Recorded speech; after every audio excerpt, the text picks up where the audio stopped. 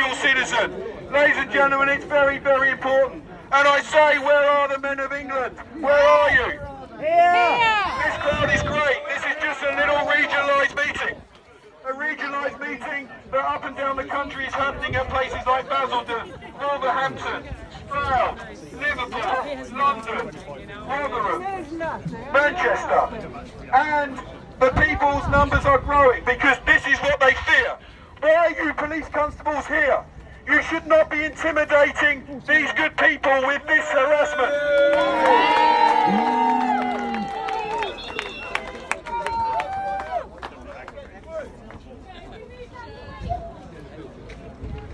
Police constables, I remind you that you swore to an oath, and that oath said that you must act impartially, that you are there to protect the public from criminals and the government.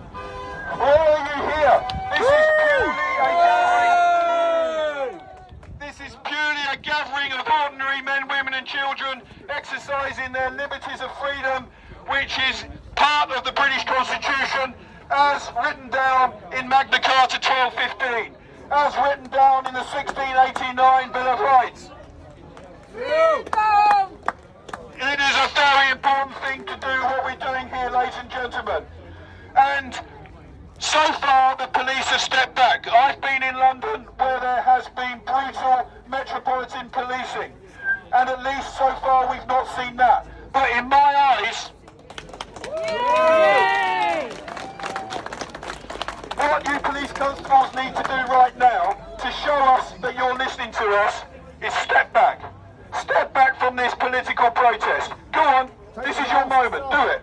Stand back, stand back. Choose your side. Choose your side. Choose your side. Ladies and gentlemen, it's why retired Supreme Court Judge Lord Jonathan Sumption has gone on public record to say that Great Britain has become a police state. Look at him. Why are the criminals not being prosecuted? When a retired Supreme Court judge says such a thing, I never thought that I would live in a country where a judge would say those words. But make no mistake, this is the sinister nature of what my country has become. We are living in a police state, and that reaction to a perfectly legitimate, a perfectly plausible thing for me to say, look at them, they're still there intimidating us. Shocking work. I remind the police constables that the oath dictates that you work with impartiality, and the coronavirus 2020 regulation is not law. There, to my knowledge, are at least 2 judicial reviews going through the High Court as I speak, challenging these draconian regulations. The draconian regulations that has put the fear of God into a lot of people. And I understand why a lot of people are in fear. Because when we go to Sainsbury's, we do not want to be confronted by dirty looks from people because we're not wearing a muzzle. But you have to go to Sainsbury's not wearing the muzzle because, number one, it harms your body if you do wear the muzzle. Number two, it is just a sign of compliance. The muzzle is not there for any medical reason. Thousands and thousands of medical scientists and doctors have stated this.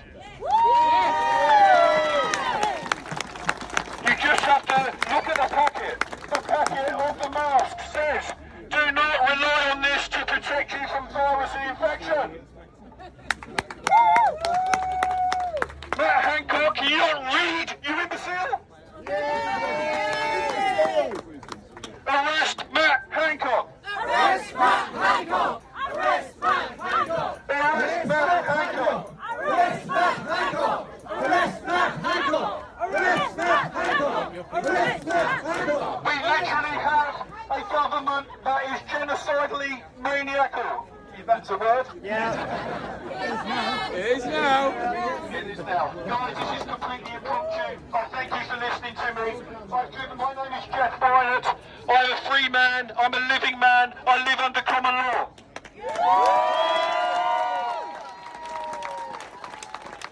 Common law is a very important thing that we have in this world emanating from England 1,000 years ago. It was confirmed and acknowledged by the 25 barons in 1215 under Magna Carta. It was confirmed again in the 1689 Bill of Rights. And the reason why this is important, because our ancestors knew that behaviour like this from the police would happen to the people again. But this is our watch. We need to stand up for ourselves and claim back the liberty that our ancestors won for us. But in a very short space of months, we have, as a group of people in this country, allowed this tyranny to happen. And I am delighted to say that up and down the country where I go, there are groups like this forming, and next week, next Saturday the 28th, there is a big rally, a big claim of liberty in London. And I implore as many of you as possible to make that journey up to London, because it's the numbers that count, because this is what they fear. This is what these people wearing the uniforms fear today. There is just about enough of us to make this protest happen. There is just about enough to allow me to speak to you. But if there was 100 less people here, believe me, they would have picked me off by now. They probably still will. I've been arrested twice so far. I have a court appearance on February the 8th at Westminster Magistrates Court because I was one of the 19 that was arrested at Speaker's Corner on May the 16th alongside Piers Corbyn. I turned up at Speaker's Corner as a free man, and my placard read, "Freedom over fear." And on the other side, the placard said, let me try and remember it, "I'm a free man, I am not a number." And that placard,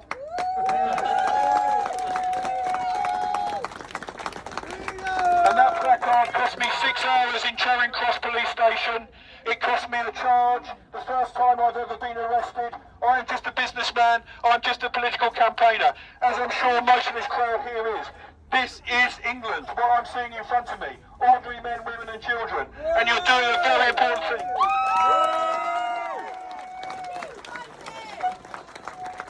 I was summoned to appear before Westminster Magistrates Court on July the 10th, which I duly did in my capacity as a free living man.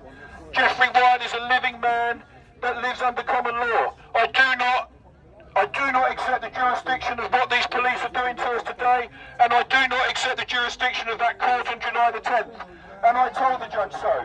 He adjourned that hearing until 23rd of October, where I was summoned to appear again.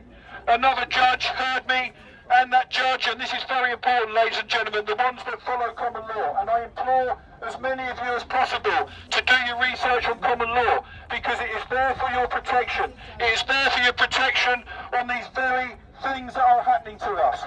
Common law is the presumption of freedom. And in front of that new judge, I handed him a written submission in black and white explaining why I'm relying on common law and why he has no jurisdiction over me. Or the CPS's barrister has no jurisdiction to force me to answer for acts that are not criminal. He adjourned the case. This is the power of common law. Some of you may know there's a gentleman in Bristol who runs a tattoo shop called Aaron Walton. Aaron Walton, I implore again, you ought to watch what Aaron is doing. He is performing an exemplary performance on how to tackle authority with common law. I implore as many of you as possible to look up Aaron Walton of the Holy Tattoo Shop in Bristol. Holy Skin. Holy Skin, thank you. Okay, I've said enough, ladies and gentlemen. Thank you very much for being here. Let's stay here, and somebody else will now come and speak, I'm sure.